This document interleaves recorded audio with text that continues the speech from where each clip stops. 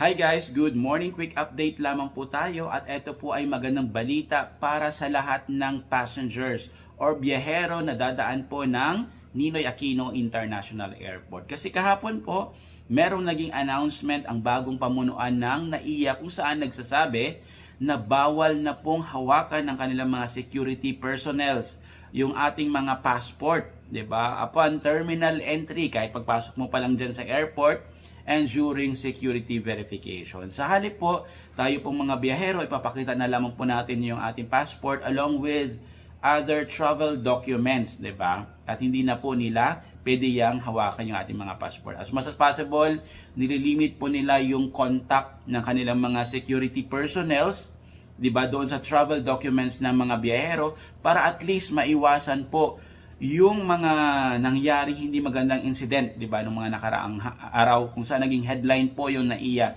dahil sa punit passport na yan. At gusto po nilang linawin na hindi po yan sanhi ng mga mishandling ng kanilang security personnel. Hindi po sila yung dahilan ng mga ganun pong insidente. Okay? So, good job.